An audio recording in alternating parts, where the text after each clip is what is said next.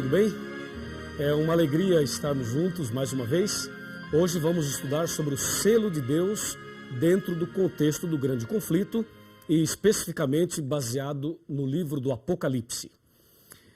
A Bíblia Sagrada apresenta um paralelo desde Gênesis até o Apocalipse.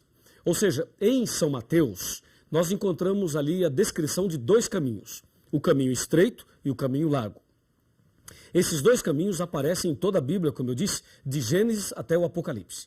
Lá em Gênesis encontramos os dois caminhos sob a figura de linguagem de Abel e Caim, e também Deus e o diabo, luz e trevas.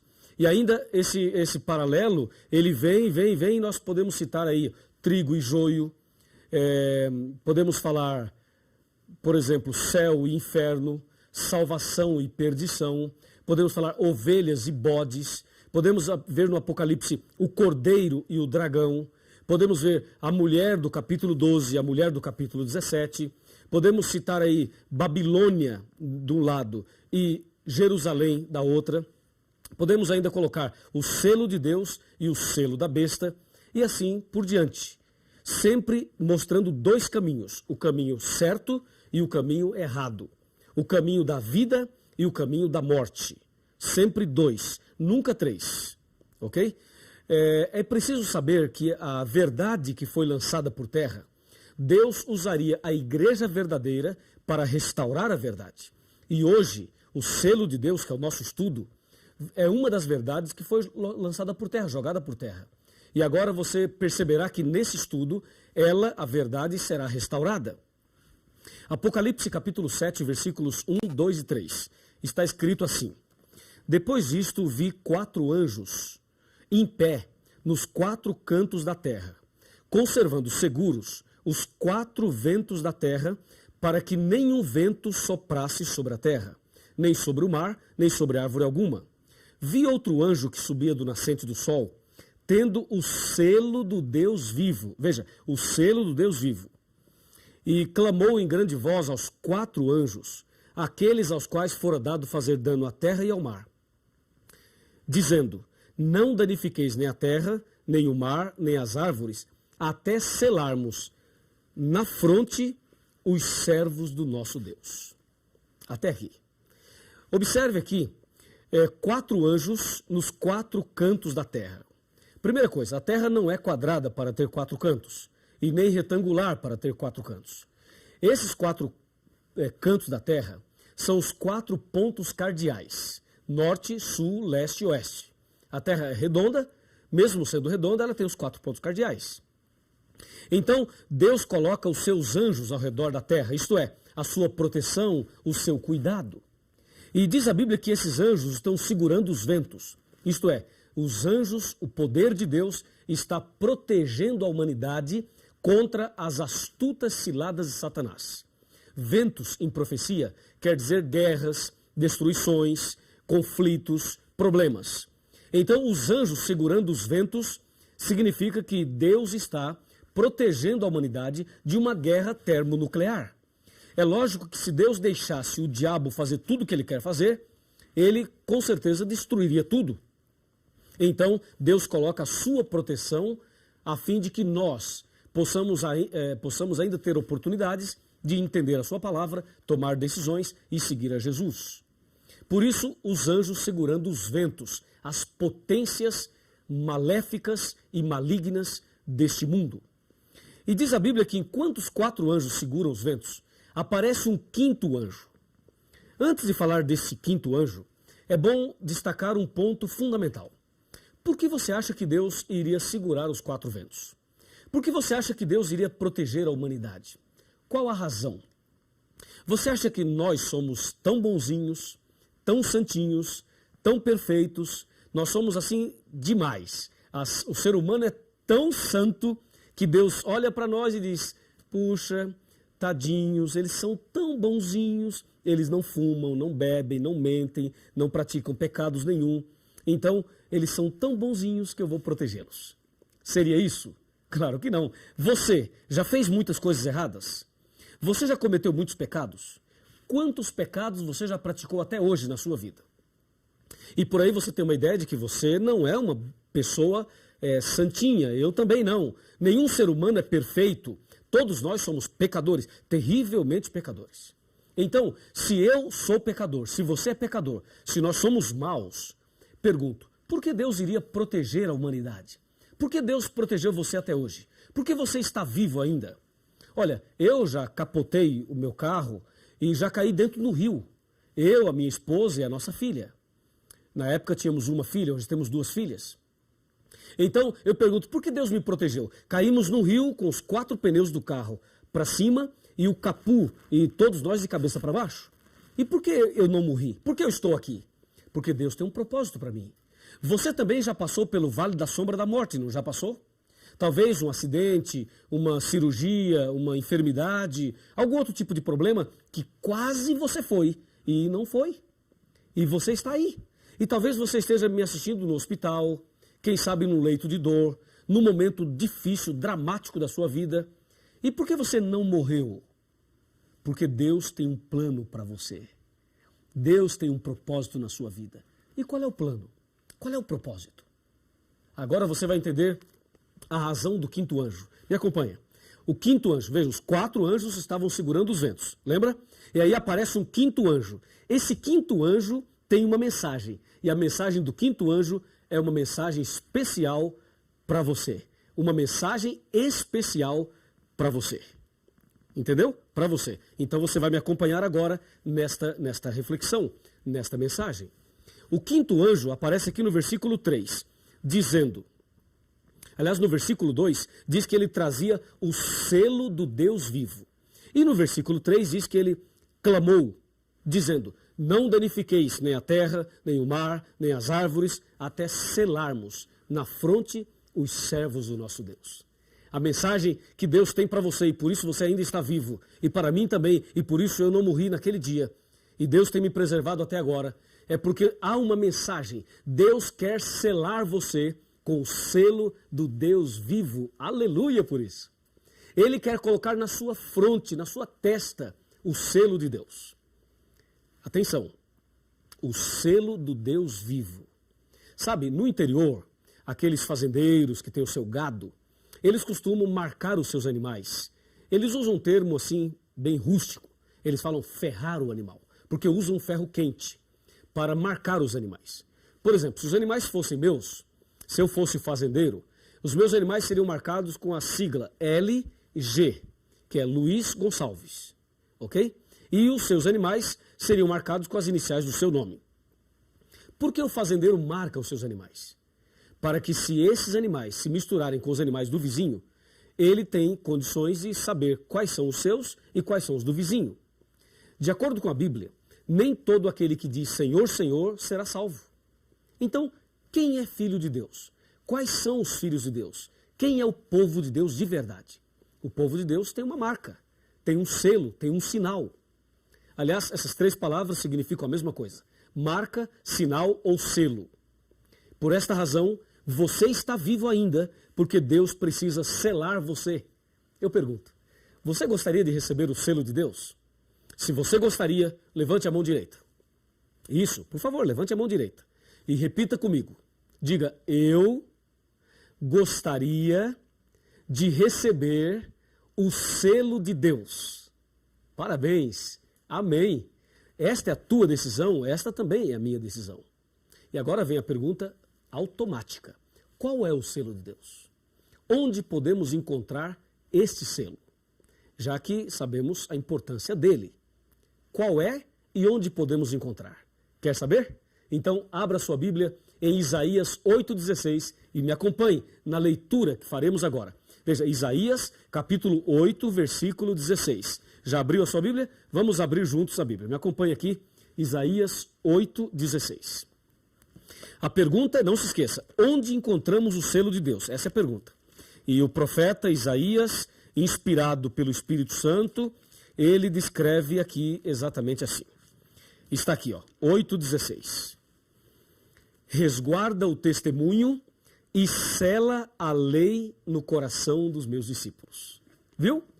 Resguarda o testemunho e sela a lei no coração dos meus discípulos. Pronto. O selo de Deus está na lei. Na lei, lembra do estudo sobre a lei e o conflito? Pois é justamente nos 10 mandamentos que nós encontramos o selo de Deus. Mas qual é a descrição ou a definição de um selo?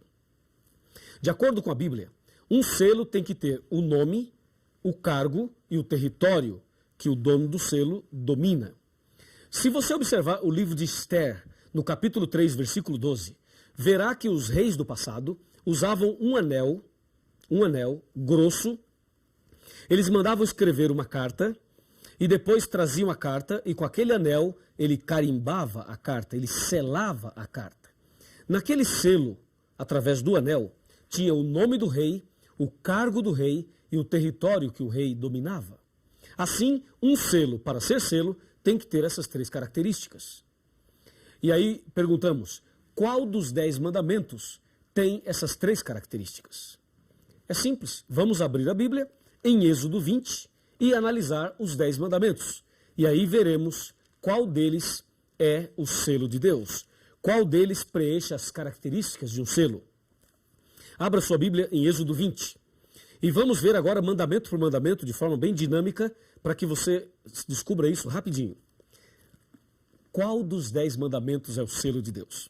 Primeiro mandamento, versículo 3. Não terás outros deuses diante de mim. Esse mandamento deve ser guardado, obedecido, mas não é o selo de Deus, pois não tem o nome, não tem o cargo e não tem o território de Deus. Segundo mandamento, não farás para ti imagem de escultura, nem semelhança alguma do que há em cima no céu, nem embaixo na terra, nem nas águas debaixo da terra. Não as adorarás, nem lhes darás culto, porque eu sou o Senhor teu Deus, Deus zeloso, que visito a iniquidade dos pais dos filhos até a 3ª e 4ª geração daqueles que me aborrecem, e faço misericórdia até 1000 gerações daqueles que me amam e guardam os meus mandamentos.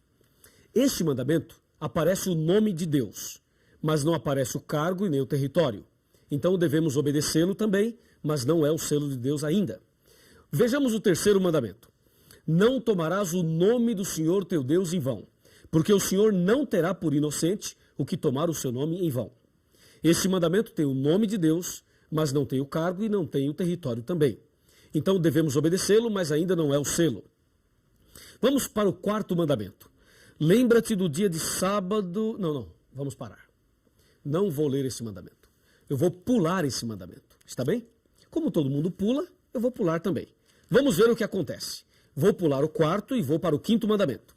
O 5º mandamento diz no verso 12: honra teu pai e tua mãe, para que se prolonguem os teus dias na terra que o Senhor teu Deus te dá. Veja, este 5º mandamento traz o nome de Deus, mas não traz o cargo e nem o território. Então, este 5º mandamento deve ser obedecido, mas ainda não é o selo de Deus. Vamos para o 6º mandamento. Não matarás. Também não é o selo de Deus. 7º, não adulterarás. Também não preenche nenhuma das características. 8º mandamento, não furtarás.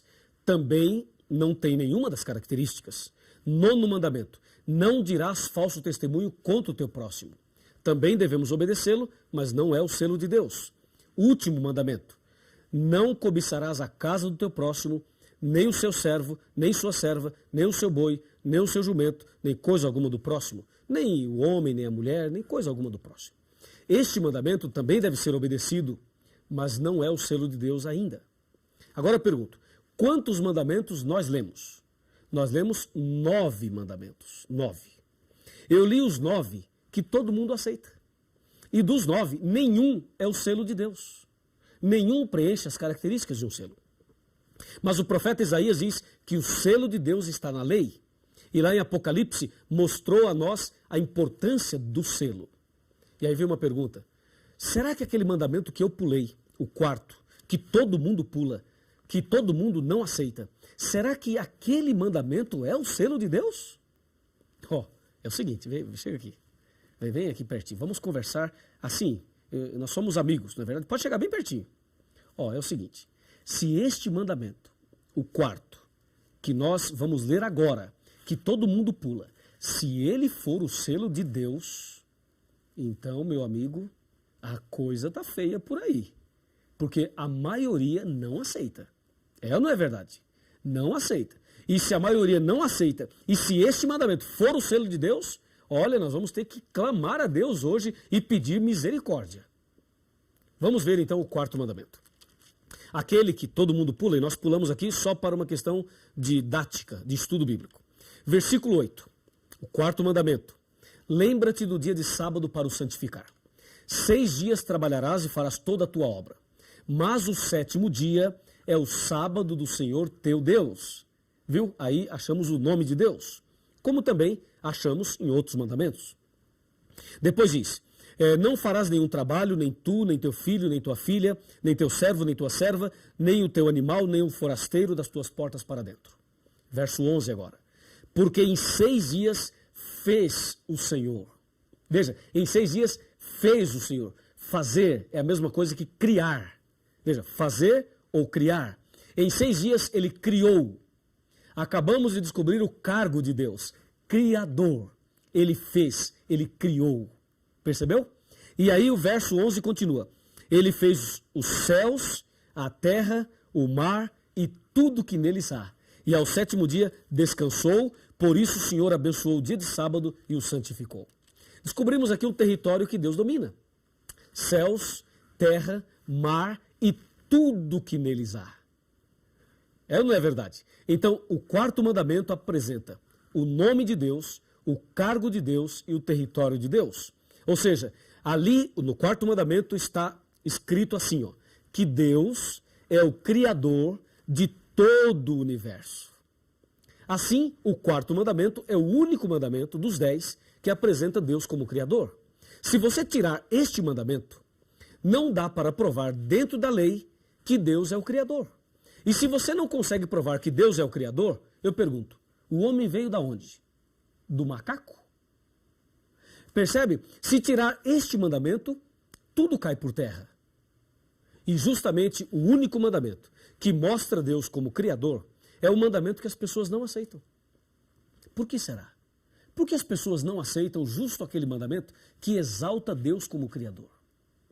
Portanto, está claro que este mandamento é o selo de Deus. É a marca de Deus. É o sinal de Deus.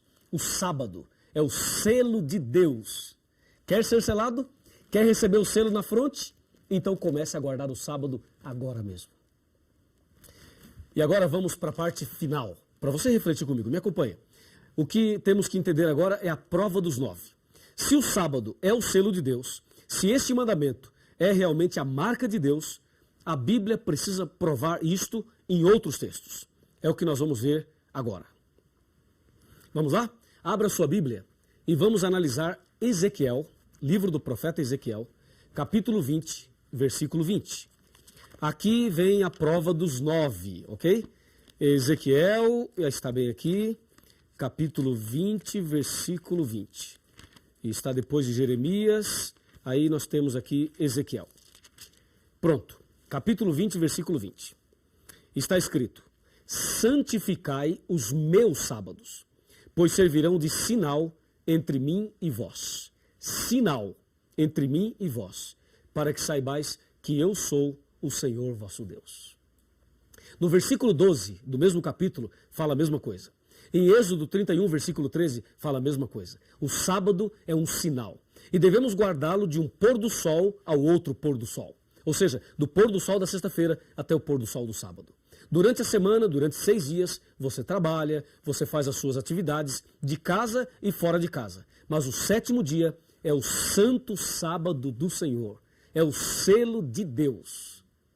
E é importante que você seja marcado, a fim de que você seja identificado como filho ou como filha de Deus. Sabe, Adão e Eva guardavam o sábado. Deus guardava o sábado. Os profetas todos guardaram o sábado. Jesus Cristo também guardou o sábado. A Virgem Maria também guardava o sábado. Lucas capítulo 23, de 54 a 56. Os apóstolos guardavam o sábado. O apóstolo Paulo, que se converteu depois de Cristo, também guardava o sábado. Atos 17, Atos 18, Atos 13. Todos guardavam o sábado. E na nova terra, nós também vamos guardar o sábado. Isaías 66, 22 e 23. Ali diz que nós vamos guardar o sábado também. Todos guardaram o sábado. Todos os filhos de Deus sempre guardaram o sábado. Eu pergunto, chega mais perto. Todos guardaram o sábado. Eu pergunto, e você? E você? Guarda que dia? Quer guardar que dia? Quer receber o selo de Deus? Quer ser selado hoje com o selo de Deus? Quer ser um servo, uma serva de Deus? Então receba as bênçãos do sábado. Comece a guardar o sábado. E Deus dará a você ricas e poderosas bênçãos. Vamos orar? Oremos. Querido Pai Celestial, obrigado pelo estudo de hoje, pela decisão tomada de guardar o sábado e receber o selo de Deus. Nas tuas mãos eu entrego esta pessoa que acompanha o estudo bíblico hoje. Em nome do Senhor Jesus. Amém.